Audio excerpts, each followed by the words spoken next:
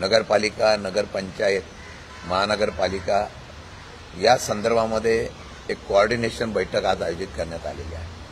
स्थानिक पातळीवर आता जिल्हा स्तरावर आमच्या पक्षाचे सगळे प्रमुख हे बैठक करून आघाडी आणि त्याप्रमाणे निर्णय घेत आहेत। काही ठिकाणी थोडंसं असलेल्या उमेदवारामध्ये किंवा एका विचाराने आपल्या मताचं विभाजन न होता राज्य स्तरावर कोऑर्डिनेट करून तिथला असलेला थोडासा उमेदवारीबद्दल काही तिढा असेल किंवा कुठली चर्चा असेल ते करण्यासाठी एक चर्चा बैठक आयोजित करण्यात आलेली होती आणि म्हणून या बैठकीच्या माध्यमातून आम्ही ठरवलेलं आहे की या होणाऱ्या निवडणुकीमध्ये जिल्हा स्तरीवर आता फॉर्म भरणं चालू आहे। आम्ही सगळे अधिकार हे स्थानिक पातळीवर दिलेले आहेत आणि स्थानिक पातळीवर अधिकार देत असताना 17 तारखेपर्यंत फॉर्म भरून झाल्यानंतर या बाबतीमध्ये कुठल्याही प्रकारचा थोडासा मतभेद किंवा कुठल्या प्रकारच्या असलेल्या उमेदवारीबाबत कुठल्या प्रकारची चर्चा करायची असेल तर ते एक कोऑर्डिनेट कमिटी करावी आणि म्हणून सगळ्या आमच्या मित्रपक्ष आणि महाविकास आघाडीच्या असलेल्या प्रत्येक पक्षाचे एक राज्यस्तरीय आम्ही कोऑर्डिनेटर करणार आहोत आणि त्यामध्ये मग कुठे असा प्रश्न निर्माण झाला तर तो मार्ग काढण्याचे अधिकार किंवा निर्णय घेण्याचे अधिकार ते आपण त्या ठिकाणी राज्य स्तरावर घेतोय। त्या संदर्भातली आजची बैठक होती आणि त्या बैठकीला आम्ही सर्व येणाऱ्या निवडणुकीला कसं समोर जायचं याच्या संदर्भातली चर्चा केलेली आहे।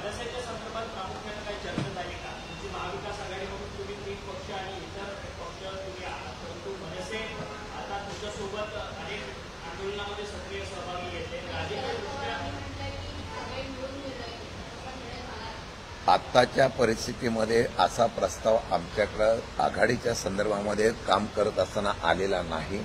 आल्यानंतर त्याच्या संदर्भामध्ये बसून आम्ही एकत्रितपणे निर्णय घेऊ।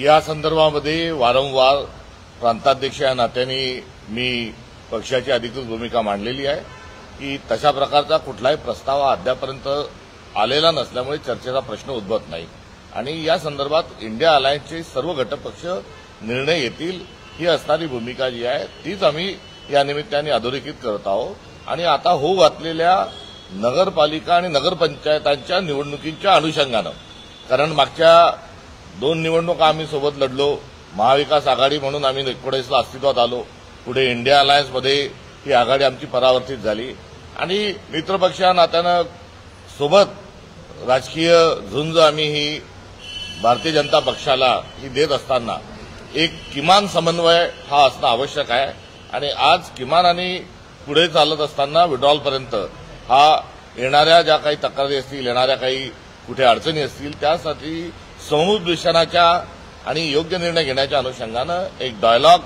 एक संवाद हा खुला असला पाहिजे आणि त्या अनुषंगानं आज सर्वसमावेशक अशा प्रकारची चर्चा झाली।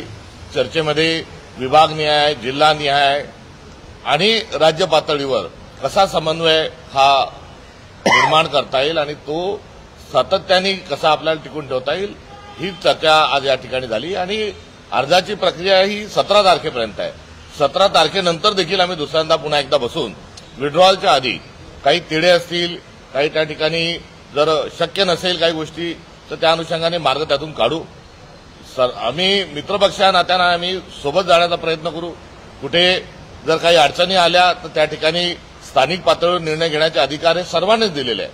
त्यामुळे एक गोष्ट या चर्चेच्या अनुषंगानं जो आम्ही इंडिया अलायन्सचे आहोत हा जसा आमच्यातला एक समान धागा आहे तसाच तिन्ही पक्षांनी निवडणुकीच्या अनुषंगानं निर्णय स्थानिक पातळीवर घेण्याचे अधिकार हे दिलेले आहेत। त्यामुळे आमचं स्थानिक पातळीवरचं तिन्ही पक्षाचं जे सन्माननीय नेतृत्व आहे हे या संदर्भात चर्चा करतच आहे आणि त्या चर्चेतून ते जे मार्ग काढतील आणि ते जो फॉर्म्युला आणतील यावर शिक्कामोर्तब करणं हे आमच्या तिन्ही पक्षांचं काम आहे आणि हे होत असताना समन्वय राहावा ही असणारी आमची राज्याची एकंदरीत असणारी भूमिका आहे।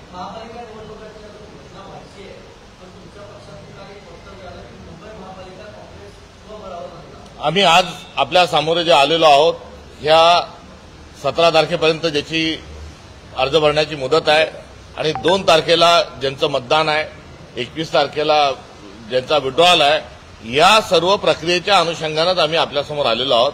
त्यामुळे माझी आपल्याला विनंती आहे की या निवडणुकीच्या आणि या फ्रेमच्याच अनुषंगानं आपण आम्हाला प्रश्न विचारायत, ही आपल्याला सर्वांना पुन्हा एकदा विनंती आहे.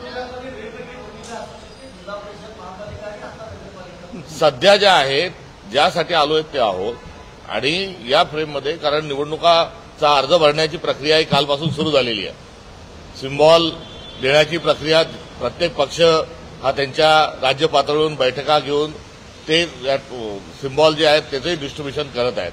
निवडणूक आयोग कुठे आमचे सिम्बॉल जे आहेत त्या एबी फॉर्ममध्ये गोंधळ घालतो का, हे देखील बघणं आम्हाला कुठेतरी आता आवश्यक वाटतंय. इतके वर्ष सिम्बॉल जे आहेत हे एबी फॉर्ममध्ये कुठे धांदली झाली नव्हती. मात्र दादर नगर हवेलीमध्ये 75% जागा या अनपोज करून टाकल्या. काँग्रेसचे आमचे 100% एबी फॉर्म जे आहेत हे रिजेक्ट केले. त्यामुळे निवडणूक आयोगाचा लहरीपणा आपल्या सगळ्यांच्या समोर आहे. तो लहरीपणापासून आम्हाला निवडणूक प्रक्रिया कशी वाचवता येईल हा देखील आमच्या एकत्रित येण्याचा आज एक योग होता आणि ही देखील काळजी घेण्याच्या अनुषंगानं आम्ही संवाद साधत आहोत.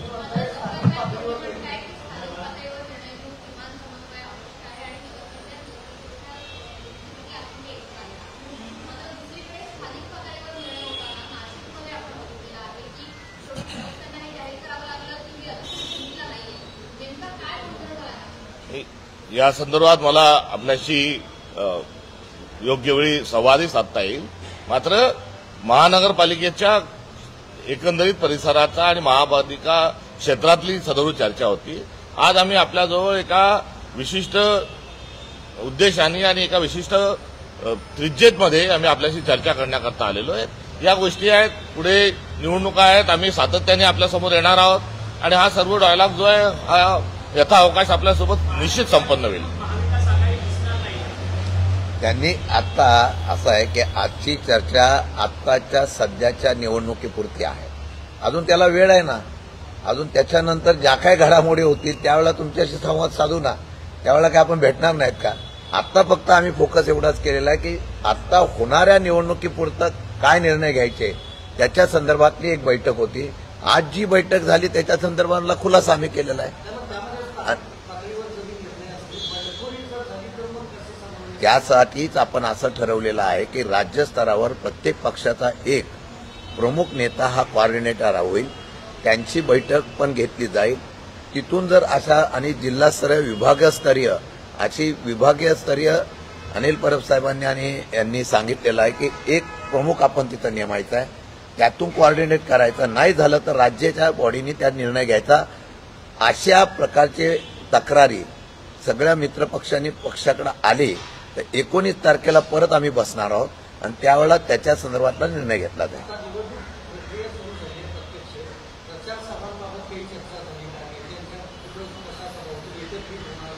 नाही, आता निवडणुकीच्या प्रक्रियेवर आम्ही फोकस केलेला आहे 19 तारखेला बोलू आणि 19 तारखेला ती प्रक्रिया पूर्ण झाल्यानंतर प्रचाराची कशा प्रकारची करायचं त्याची निर्णय पण आम्ही नियोजनाला बसणार आहोत. ही बैठक आता सातत्याने ह्या निवडणूक प्रक्रिया पूर्ण होईपर्यंत होणार आहे.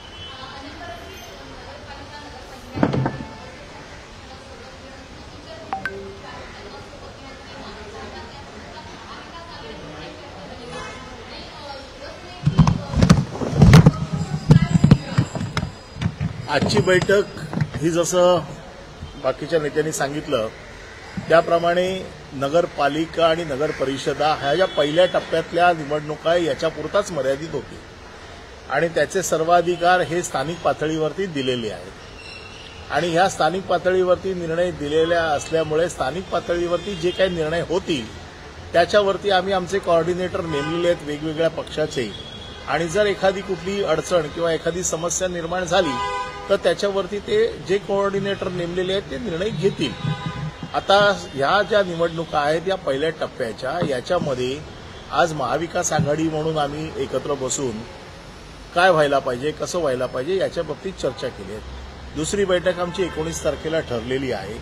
आता टप्प्याटप्प्याने ह्या बैठका होतील आणि टप्प्याटप्प्याने आम्ही मार्गक्रमण करू.